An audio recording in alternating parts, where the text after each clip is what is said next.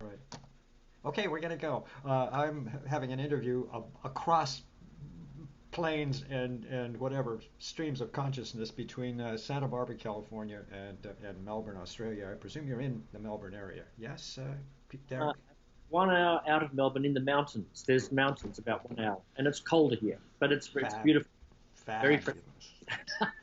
Fabulous. I'm speaking with Australian flutist and composer Derek Jones about your much more, but for now I have been focused on your 2016 Move Records CD, Flute Perspectives, with pianist Leigh Harold, superb pianist. Music by Australian composers. Here they are, everybody.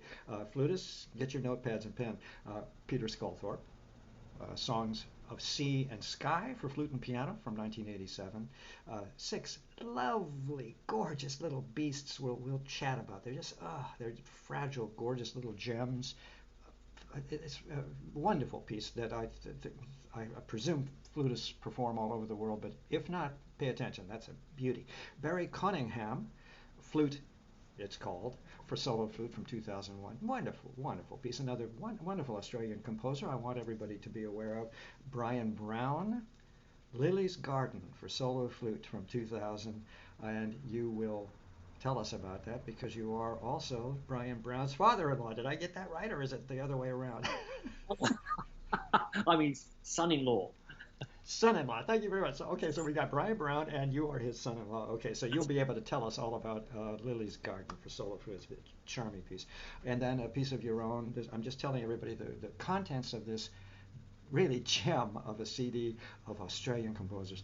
Your own, Derek Jones, Stillness for solo flute, Temple Bell, and Drone from 2008. And this is going to get us somewhere in just a second.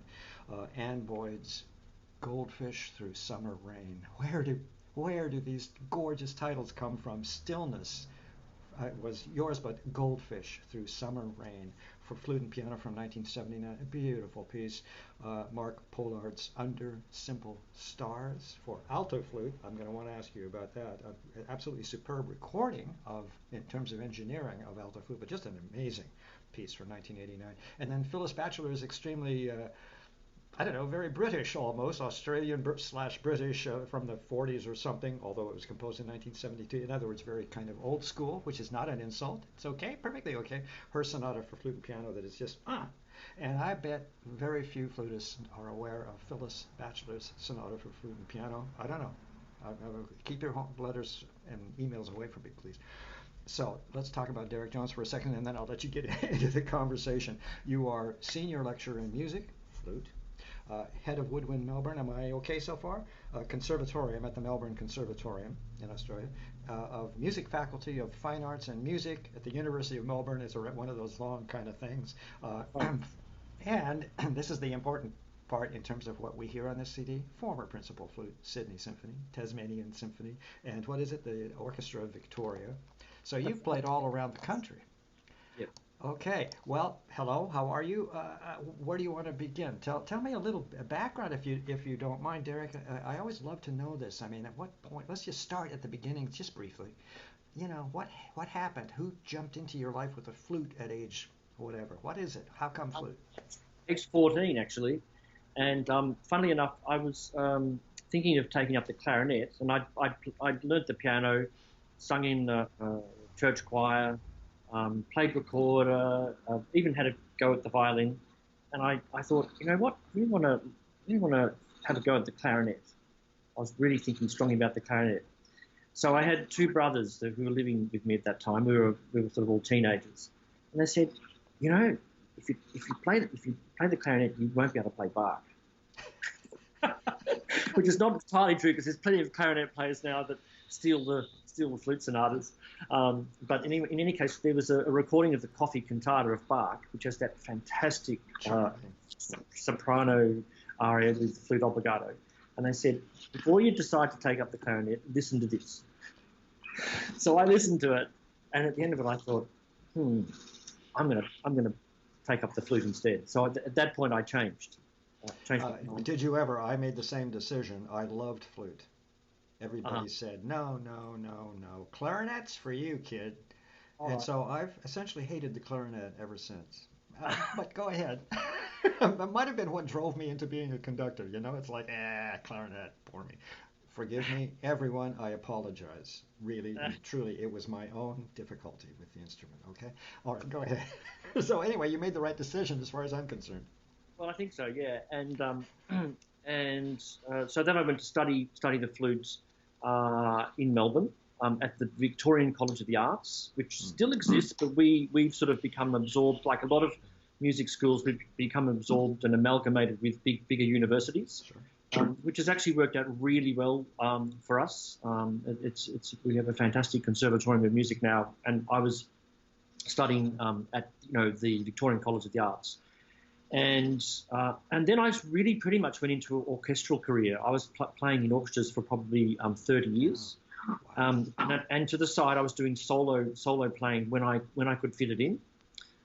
Some chamber music, though I have to say, by the time you have an orchestral work, teaching, solo, family life, chamber music is something I've done a bit more of later on.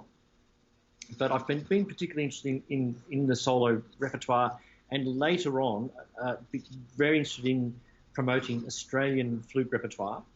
And this is part of my research program at the university to record a collection of Australian flute works. And this CD is the first one.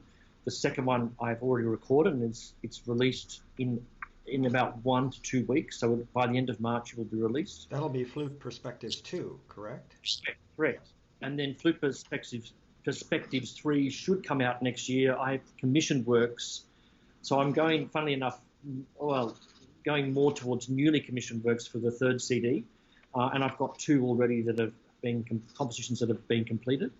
And so from a 30-year orchestral career, and doing some recording work and solo recitals and some concertos, in my university position now, where I no longer really have time to play in orchestras, this is my performance goal, and this is what I do. And I also travel around the world, and for instance, last year in October, unfortunately had to cancel a tour to the UK, Italy, and Austria, because I got really bad flu. I don't want to go there, okay? I had to cancel a tour to Portugal this summer, so Because of stuff happens. I'm joking. Stuff happens. There's next year. Anyway, well, that's unfortunate. in the recitals over there, I was going to be performing some of the works, these Australian works. So, Well, I asked you off camera about a kind of arc, what I was wondering about an arc to these 3 recordings, but does the arc continue? In other words, how far down the pike do you see yourself going, and including just commissioning new work?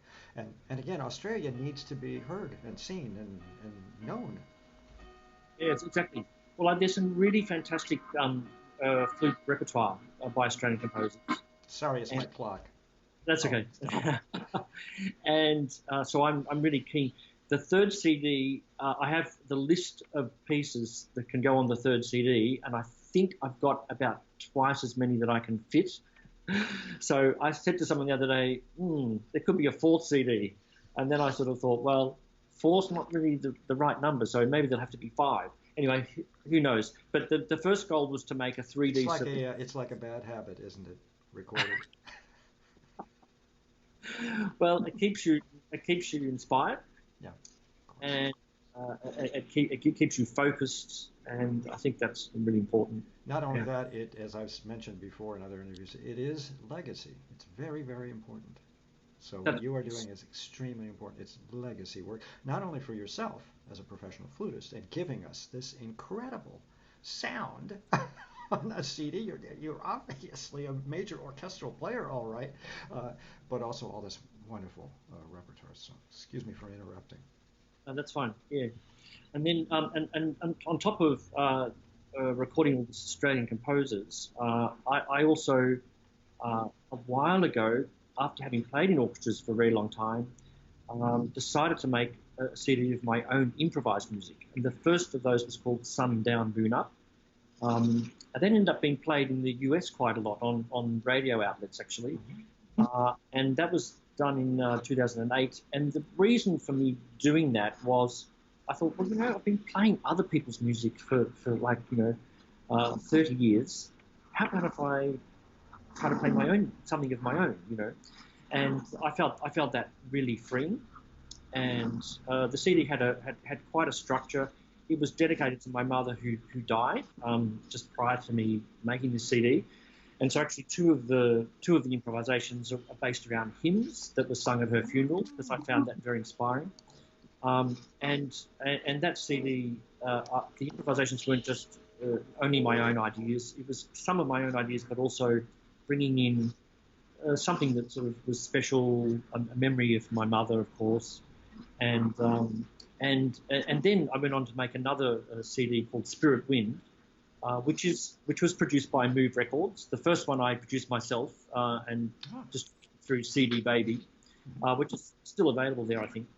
But Spirit Wind was the second of the improvised CDs, and that was done about 10 years later. And in fact, it was done after Flute Perspectives 1, which really what this interview was about.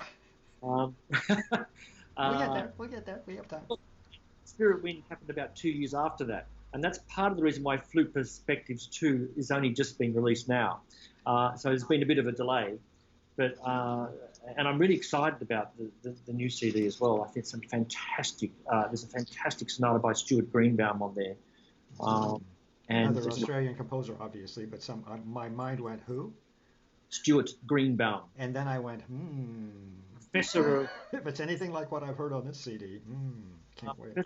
Composition at the conservatorium that I work at, so we're colleagues. Yeah. And I think that this flute sonata could really take off in terms of being played around the world. As are, to bring back, you mentioned colleagues, as are colleagues on I see Melbourne all the time on this CD, so you know many of these composers and yes. Yeah. Okay. Let's see. What was my question? Oh, help. I kind of lost my thought in all of your discourse. I forgot. You're going back to Flute Perspectives 1 and actually.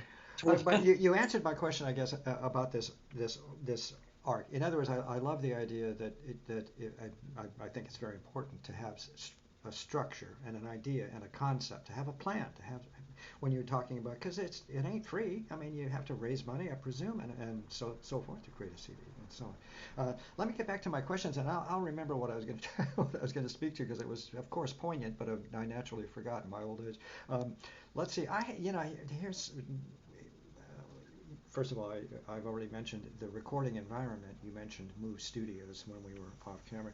You want to go into that just a touch, just a little bit, and the reason is, and if I haven't already said it in the interview, capturing sound, again, I'm a musician. I'm not a sound engineer. I'm a musician. But when I hear sound captured just perfectly, and you know what I mean by that, where there's no extraneous nothing on the edges, everything is exactly where it should be in the sound perspective. If you want, I'm thinking of your alto flute piece. What was that? Who are those people at Move Records? You've done a couple with them. Move Records, yes. So they are Australia's oldest recording company for classical musicians. Now I have to say, I think they might have started up around in the 1960s, but that's a little bit of a guess. So I think they've been around probably, we're thinking like 60 years. And Move Records has a great website, so people can go onto that website, and there are many CDs there. And they have a recording studio that's about 20 kilometres out from the centre of Melbourne's central business district. And it's just in the studio's in the back garden of a suburban type house, very quiet suburb, which of course is important. The other day I was recording actually some of the solo piece, 3 solo miniatures of Mark Pollard. I was out there recording them, and it was very, very quiet. And then a small aircraft flew over about 10 seconds in to the take, and I thought, I think I'll stop. So for the aircraft to continue on, and then it became very quiet again. So it's a great spot. It's in the middle of a garden. It's not a huge studio. It's how would I describe it in terms of space? maybe 10 meters by 10 meters, something like that. How Um, about the sound engineering? Is there a guy there who is Move Records? Is there somebody who plays with uh, the mics? okay, so the two main people are Martin Wright, who's the owner of the company, and also does some of that work. But Vaughan. Now, hang on, I should know his second name. That's a Sorry, bit. didn't mean to put you on the spot, but he's But the real engineer. Bourne is the real yeah, sound engineer. Yeah, he's an absolute wizard. Doesn't talk much. He's a very quiet person. because Um, he's listening. and sometimes you sit there and you wonder what's going on, and suddenly he can sort of really create some magic. So no, he's fantastic. He's actually a composer himself. Ah, okay. That speaks volumes right there. And also, just to get past this business about the technical level, I want people to know and this all how to purchase the CD and everything goes up at performingartsreview.net, and my review will follow. I keep saying that to everybody. It will follow. I promise everybody.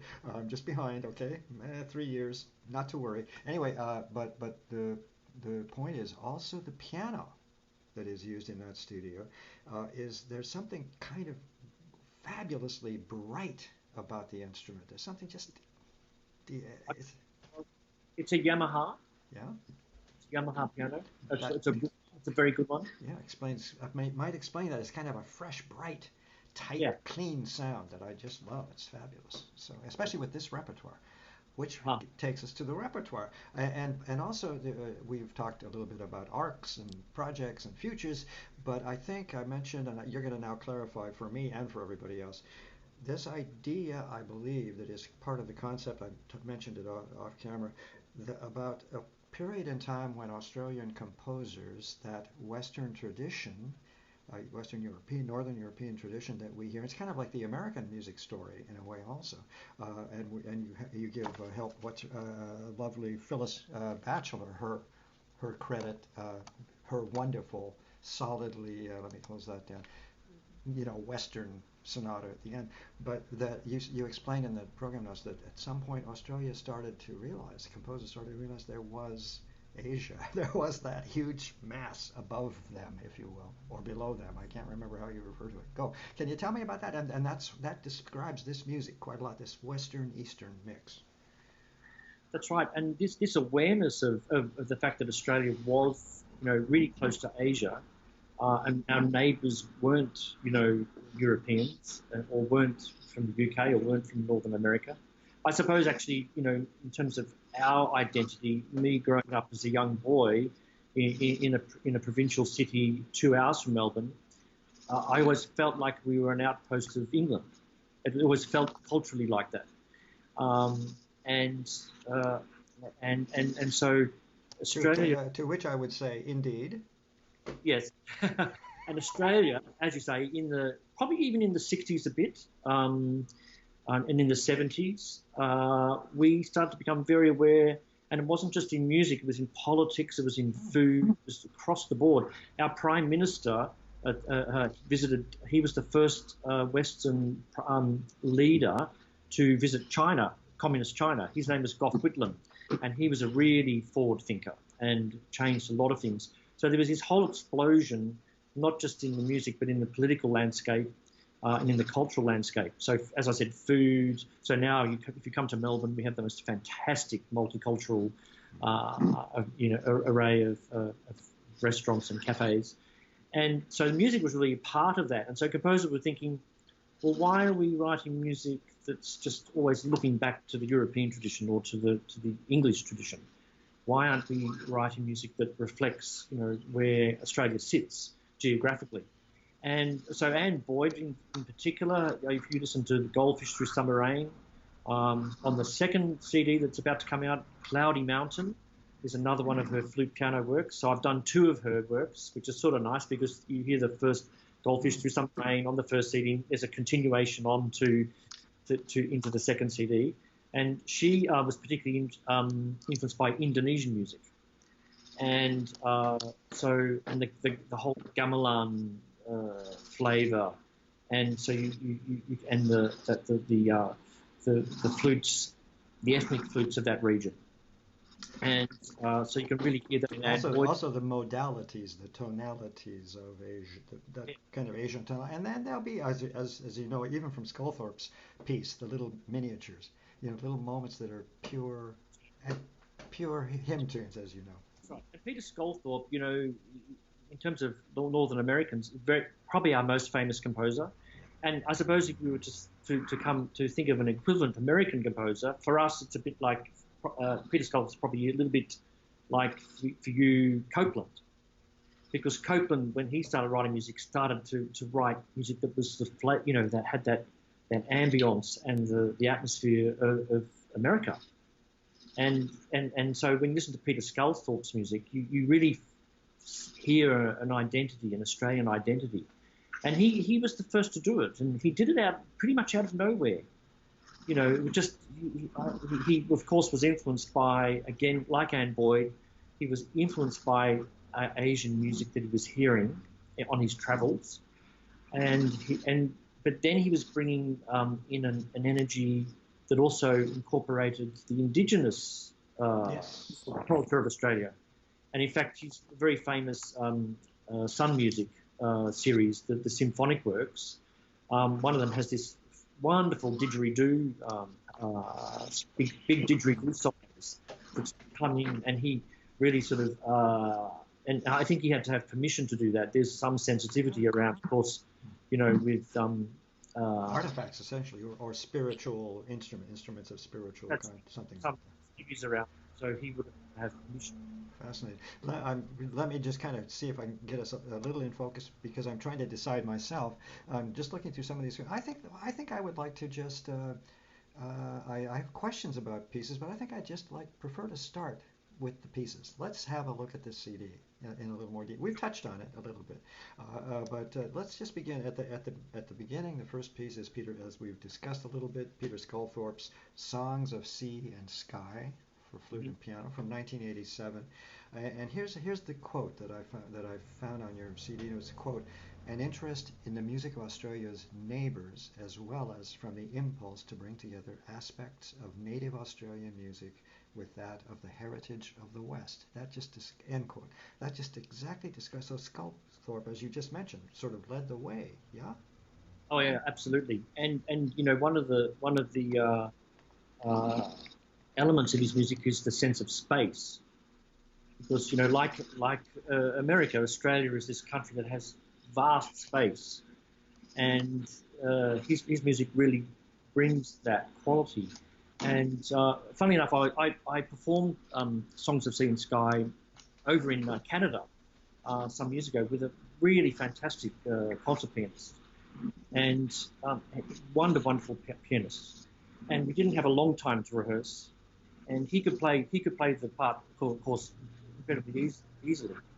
But in the rehearsal, the main thing that I had to keep asking him was, take your time. Let the resonance of the chords. The score is a guide only.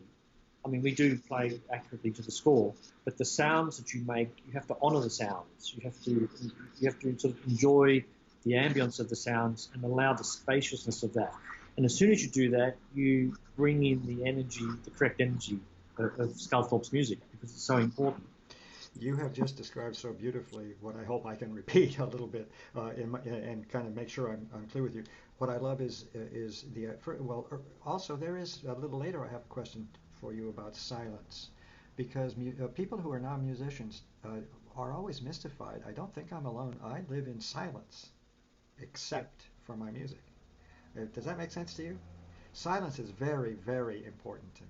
Oh yes, very important. Yes, I So totally agree. in this case of these beautiful Sculthorpe pieces, in terms of reaching this almost aborigine kind of Yes. aura, if you will, I can't think of any other way to describe it. This extension and decay of sound, or letting sounds decay, even letting pitches decay. Yeah, in other pieces, it's so moving. How is that for preparation, or do you have anything else to say about just preparing that kind of sound quality? It's just part of the biz, huh? Well, I think going back to my going back to the improvised. That was the question. Yeah, go ahead. This thing about what is improvised and what is written. In other words, there's a piece here which is very clear. Part of it is improvised, part of it's written. I want to know, what is that? Does it just say, okay, play? You have 12 bars. Go ahead. Now it's your turn. About improvised music. Yeah. Yeah. So I think that, having courage to sort of listen to the sound that you make and react to that sound and use that as your guide rather than looking at what's on the score. And I think that's what the composer wants you to do in any case. But I feel that some years ago when I started to do my own improvisations, that this really helped me a lot. So like last year, I was doing a recital with some of these Australian works, and then I was playing a Mozart sonata, not the early flute sonatas, but the later violin sonatas that are arranged for flute. And I've felt since I started improvising that coming back even to playing a Mozart sonata is so fresh now. I feel so fresh because my main aim is to really enter into the atmosphere, the energy, and the spirit of the music, no matter who the composer is. And so getting back to Skullthorpe, well, that's I think the same. And I think when you improvise, when you get into improvisation, this is only a small amount of my flute playing career. I mean, 2 CDs sounds like a lot, but I really spent 30 years playing in orchestras, doing the symphonic and the opera repertoire. Yeah. And I spent all my life trying to improvise on, forgive me, clarinet, and could never do it. I could sing in the shower, I could not improvise on clarinet. Excuse me, go ahead. So it's only probably a small percentage of my career, but it's given me a huge amount because it's allowed me to approach other people's compositions with that freshness and that feeling of right now when I'm playing this, I'm creating art. I'm part of the creative process. And also and I don't want to belabor it, but the idea of going back to Mozart after getting your improvisatory chops down, if I follow you properly, an orchestral musician, and then you have this opportunity to delve into improvisation. And then I guess it's obvious to you and me and others, I mean, Mozart was the supreme improviser. The whole period was about improvisation. So in a way, even the written notes, would be approached, I would think, from your point of having had some improvisation, you would see things, even the structured written notes, differently. Does that make any sense? Oh, absolutely, yes. Yeah, that's how I see it. And also with Bach, coming back to Bach and playing Bach's music, again, another great improviser. And we've tended, of course, we have tended to separate the two. So I think that's beginning to be broken down now, which is good. I run into fabulous classical musicians now who are superb improvisers. At the keyboard or what. I mean, and it blows my brains out because, of course, I came from a very strictly structured school. Let's kind of run down some of these wonderful pieces. And again, the whole idea of this CD, Flute Perspectives, is for especially so many of my people who are North Americans, flutists, to have a look at some of this wonderful repertoire that I think, let's say maybe a third of it anyway, they may not be familiar with. I'm looking at Barry Cunningham's, who was a student of Skullthorpe, and I asked you kind of a dumb question earlier, but it led to a very interesting answer from you that I want you to repeat. It's called Flute, for solo flute, from 2001. It's an amazing, I go, wow, effects, and then some. Let me just read a couple more. And then swirls of chatter, and I mean, there's just conversation back and forth, argument and statement and response between you and you. How close am I? That's right. You're very close. There's probably, I haven't played it for a while and I haven't listened to it for a while, but there's about 4 or 5 different ideas going on and all these different textures. And very, very difficult piece. That all the rapid low register chromatic work. I have a funny story to tell you about that because Barry Cunningham's the dean of our faculty. He's not the head of the conservatorium, but we belong to a bigger faculty that has ballet, art, sculpture, drama, film and television. It's a huge arts faculty. A wonderful. He's up there, right? Yeah, he's made it right to the top. So I thought, you know what? Probably a good idea if I. Of course. Barry's piece. It doesn't get played very often because people take one look at it and they sort of think, oh, Anyway, It's a so big job. A big it's a job. 5 minute piece, and so I was practicing it, and I was practicing it, in particular low register passages, and I was going to play it in a recital in the UK.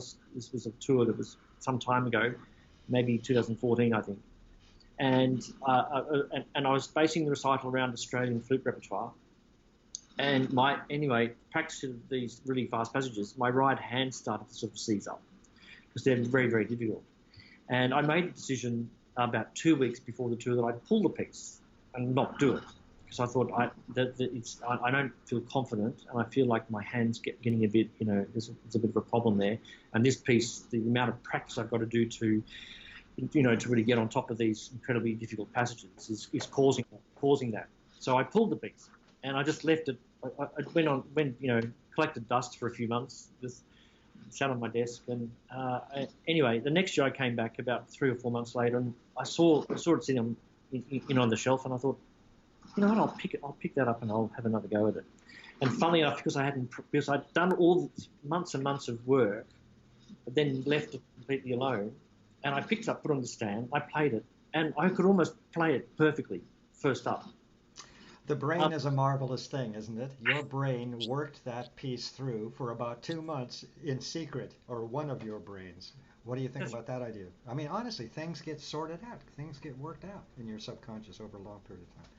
Yeah, and also the right hand had sort of had a chance to relax, and I didn't have that sort of tension there anymore, And so I picked it up and I played it, and I thought, you know what, I can play this piece. It isn't as difficult as I thought it was. And so I have performed it about 5 or 6 times live, and I decided I would record it as well.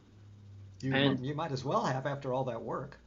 When I recorded that piece, I was doing a really long recording session for that Flute Perspectives CD, and we got to the end of a session, and there were 10 minutes left.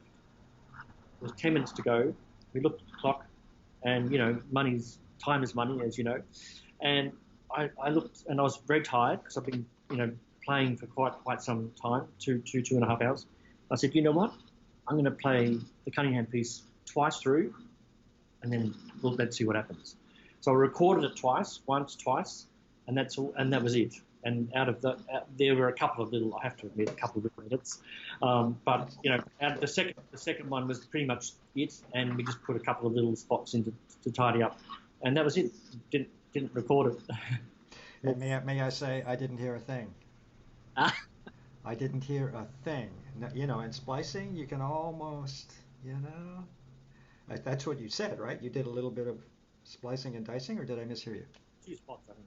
2 spots, but yeah, just through. Look, okay, this is the type of piece I don't want to get caught in the recording studio trying to sort of go through that agonising process of, getting. I just wanted to play it, play it, so that it had that sort of performance feeling to it. And the results are always better, I have a feeling. That's right, exactly. So a couple little snips, no big deal.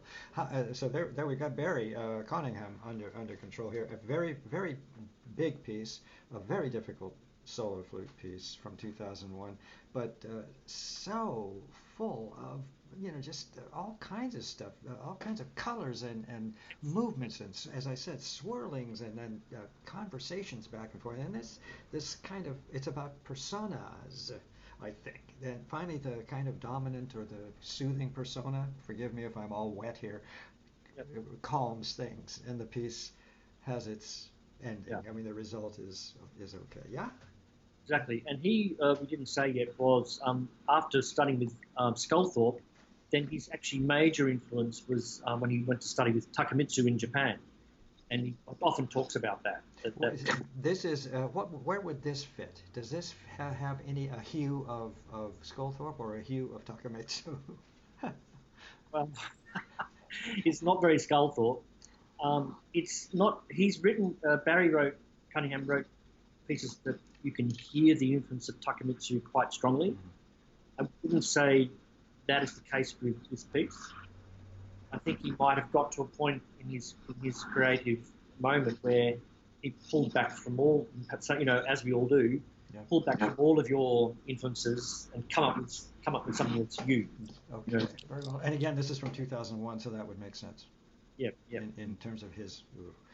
Brian Brown, 1933, 2013. By the way, these composers are contemporary composers, although some have passed. Lily's Garden for Solo Flute from 2000. Yep.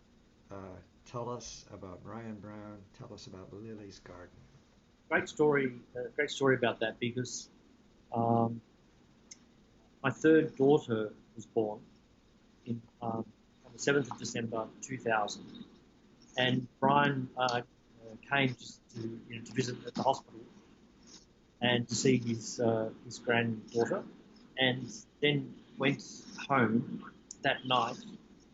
And he at that point he was a virtuoso saxophonist. He was an experimental musician, so he also played other instruments. He was a very good jazz flute player. Also played the pan. He was a virtuoso pan flute player, and there's some recordings of his that are quite amazing. Self-taught, self-musician, and he later on in his life, with his lung power wasn't as strong, so he started to play on one of these Yamaha instruments.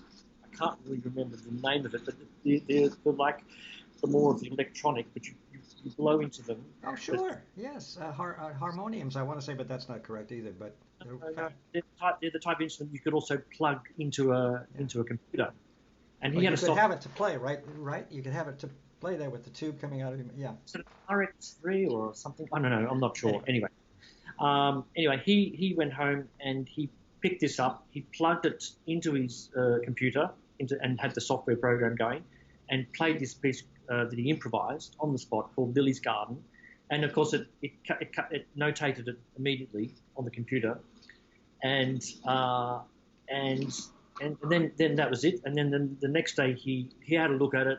He made a couple of tiny little changes, and that was it. That was the piece, and it was a celebration of the birth of our third child, his third grandchild. So it's incredibly bright, positive.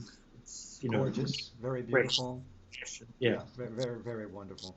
I love that piece. I'm going to start to wind it down a little bit. I'm going to end with your piece so that we make sure everybody knows you're a composer. But let's just maybe touch on, we have a bit, but Anne Boyd's Goldfish Through Summer Rain for flute and piano because it's so gorgeous. She was another student of Sculthorpe's, nearly married him, as gossip has it. But her whole thing are these East Asian influences. Yeah, from what I've read, she really looked to Asia. It's beautiful, beautiful piece. This is when Australians began to explore the music of the Asia Pacific region. Go ahead. That's right. So she's written a number of works for flute and piano, and Goldfish Through Summer Rain is possibly the most well known, and it's played a lot here by Australian flute players. And how much it's played outside of Australia, I'm not sure, but I think it is known. I think it is, yes, because now that you mention it, yeah, I think this is one of the pieces that's better known. Yeah. But she also wrote other flute works, Cloudy Mountain, which is as I said already, on the second CD, and also a collection. I think it's two. Yeah, there's two of them called Bali Moods. So Bali again, there's that Indonesian influence again. Yeah. And she's a really interesting composer and writes, when you listen to her compositions, you think, well, it really has its own flavour and its own atmosphere. She's really sort of captured something very, very special. And I love the piano part. They're literally tinkling raindrops. I mean, she describes, her imagery is fabulous, and the colors of the instrument and so on, it's wonderful. Sparkling raindrops, I have a note about. Again, not to be too, did you want to finish a little thought there about her? She's still alive. She lives in Sydney, actually, and was a professor of composition at Sydney Conservatorium. But I think now, possibly, maybe still... I think she's emerita, as I recall, of course. Yes. But yeah. But you think she might still be alive? Is she? Yes. When was she? She's 1946. We've already. Come on now. She's a runner now. She runs half marathons, and she's very fit. That'll kill her. Oh no. That's good. Sorry. That's me who sits on my exterior too much. Okay, Mark Pollard. Born in 1957, again a young and interesting person. Under Simple Stars for alto flute. It's your turn from 1989. this is a fantastic piece. I mean, this has to be one of the best, I think, alto flute solo pieces that I've ever come across. I think, and I really think it deserves to be played all over the world. Um, he's a very, very interesting composer. He's also a colleague, and as I said, also playing three miniatures in my second Flute Perspective CD. And the three miniatures are on. Our first one is piccolo, second one is alto flute, and the third one is normal flute, normal concert flute. But this piece for alto flute on this CD is longer. It's, I think, around 10 minutes or something so. like that. Yeah, it is a longish piece. I made a note about that, and it's very complex. And he has a sound delay. So when you perform the piece live, you do need a fair bit of tech help. Ooh, fascinating though. And Mark, speaking to Mark about it, the last time I performed it, he was actually there. We performed it in a space that was an experimental space on the university campus, and it had it was like a huge high ceiling, a bit sort of like so high, like sort of playing in a sort of mini chapel, one mini old chapel. And so when he walked into the space, he said, I don't know how much sound delay you actually really need, because he was very much into, if the acoustic's good enough, then you don't really need much sound delay. Yeah. So actually every performance, he says, it's really important. And he said this is one of the difficulties of the piece. For the piece to come across really effectively, there needs to be someone there to determine what the natural sound delay might be of the acoustic of the performance space, and what needs to be added onto that, and how much. So in that performance, Amazing. Which had place, we did actually have some sound delay, but he said, but not very much. But then, if, for instance, someone was to perform it in an acoustic, it's quite dry, then you would adjust the sound delay so that you got a lot more. So. Yeah, and beautifully recorded again. A beautiful engineering job for this instrument, for those wonderful low register sounds, for the air over the mouthpiece sounds, those windy kind of sound, special effects, all those wonderful special effects. They're not easy to capture, I'm sure. They can't be easy to capture. It's a high alto flute writing too. Yeah. Very, very. He's very demanding in his composition, because he's got upper harmonics in the third octave on the alto flute. Written pianissimo, or sometimes even three pianos, and so I have to use every trick, in terms of fingerings to really come up with the right result. I'm not a big. I'm not when it comes to fingerings in the third register and using harmonic fingerings. I'm not really big at keeping to the standards. I always look for fingerings that I feel will create the right sound and the right colour, and give the dynamic that the composer's asking for, rather than sort of stay in a straitjacket and sort of struggle through it and then perhaps not end up. You brought back my nightmares of being a clarinetist, which is that I'm just joking really, but I'm so glad conducting came along. Anyway, which is about alternate fingerings that, as you know very well, that produce different qualities of sound. The same note, it produces different qualities of sounds with other fingerings. So it makes perfect sense. And this piece is a piece of different quality sounds indeed. I mean, it's a demonstration of this instrument's capacity. As you said, one of the great pieces probably for alto flute. And one of the things I love about the piece also is the agitation that occurs, and how he structured that. So very peaceful beginning, very peaceful ending, and then this fantastic structure where there's peaceful moments, and then suddenly there's like a tumultuous build-up, and how he's structured the work in that way. Very virtuosic writing for the alto. And as you describe, it's a wonderful narrative. And in my imagination, I hear well, these windy, marvelous effects to me are aboriginal. I mean, to me, I'm on a dusty plain in 6000 BCE. I mean, the magic of the image. At night. At night, yeah. And this, by the way, is from a real location, Mornington in Victoria. Ever been there?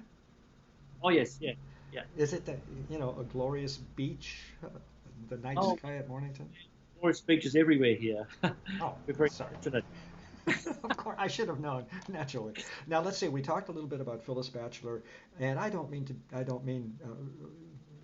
to be disrespectful at all. This is just a good, solid, wonderful flute sonata that I am pretty sure should be performed more, for sure, but also that North American flutists may not be aware of. It's a beautiful, beautiful sonata. She lived from 1915 to 1999. This was composed in 1972. I think that might be one of the earliest pieces on this CD, even. I can't quite remember. I'd have to run through. It doesn't matter. But I love the way you put it at the very end.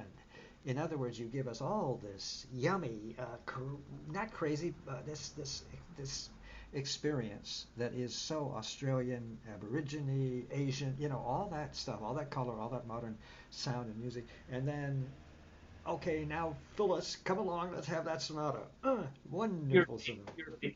Yeah, Very, exactly. very Eurocentric, and such a fabulous flute sonata, by the way. Wonderful composer.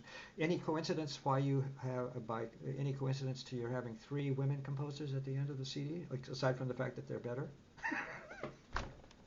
I'm I'm sorry, I couldn't resist that. no, no, no, no, no. Well, I'm always looking, to play compositions of women composers. I think that's an important thing to do. And Phyllis Batch actually was probably better known as a concert Paint? pianist. Oh, and one of So, them went into painting for a bit or something. I can't quite remember who. and that's the Ah, reason why the piano part in that sonata is really pretty full on virtuosity, and very well written for the piano, because she probably was, yeah, I think as a composer, like a lot of early women composers in Australia, struggled to get recognition sure. in sort of that way, and so she would have been, more recognised as a concert pianist. But the piece is, it's a very interesting piece. It shows the Australian composers who at that time were still writing music with the strong European influence. And, for me, I think it's an interesting combination of influences. Sometimes I can hear a bit of Hindemith in there. I'm There are running different. down to my notes just to see if I can sneak that in. Did I hear that too? Go ahead, please. Um, I think I have some notes somewhere there. Yeah. Anyway, go ahead. Sorry. Sometimes a bit of Martinu, maybe. Sometimes, yeah, I hear also all sorts of different European influences coming through when I play that piece. It's a, On it's the second CD that's coming out very very soon, yeah. yeah, I end that CD also with a piece that has a strong European influence, and it's the Richard Mille Sonata. And Richard Mille is like an iconic composer similar to Sculthorpe, very very very well known, and not alive anymore. Again, a very, very fine concert pianist, but he was very well known as a composer, and that flute sonata is really something. And I've been wanting to perform and record that for many, many years, and never gotten around to it. And I'm so thrilled that is on the second CD, because So it's a repeat everything on the second. Give us the program for that second CD so I can put it up when I put up all this stuff, and you'll let me know when it's out and ready to be purchased. Give me the program on that second CD, the name of the CD and the program, so people can perk up their ears. sure, yeah, yeah. What is Um, the give me title? The piece is on the new CD that's about to come Yeah. out. Okay. Sure. So the first piece is the Stuart Greenbaum Flute Sonata, world premiere, uh, written not long ago. He written a few years ago. Wrote it for someone in mind to give the world premiere, but somehow it never happened. So I was lucky enough to be in the right place at the right time. That's right.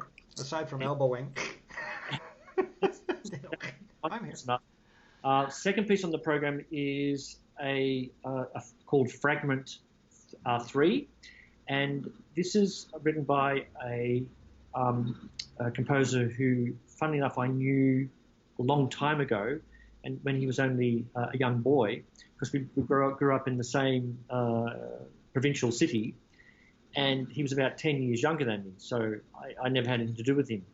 But he went on to study composition, I went off and went to study flute. He went on to study composition at Canberra. Canberra is the capital, Yeah.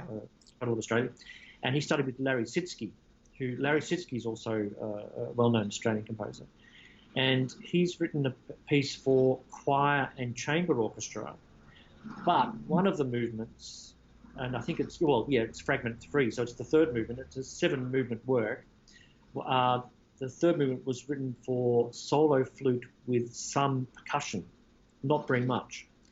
And I said to him, I really, really love this piece, but do you think it might be possible to change the percussion writing to piano? Because I think if you do that, because it's only about a 5-minute piece, I think if you do that, there's a chance it will be played more often. Because, if you put a flute recital on and you've got one 5-minute piece and suddenly you've got to do a whole percussion setup just for, it's not going to happen usually.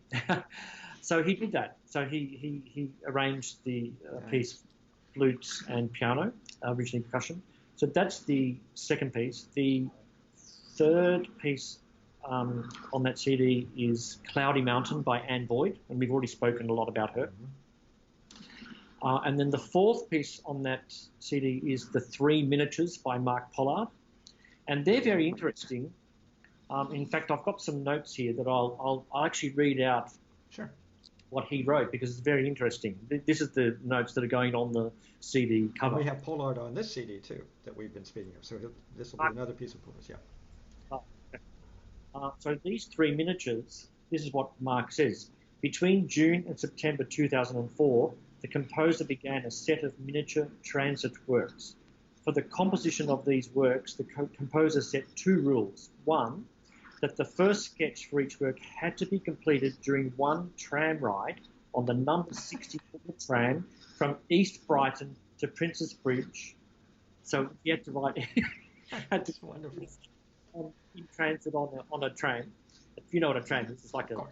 Yeah. We remember such things in America. They all were ripped up for automobiles, but we remember. And the second rule was that the title for each work would be based on a St Kilda road, that's the main road to Melbourne, a St Kilda road building seen by the composer at the time and point of finishing the sketch.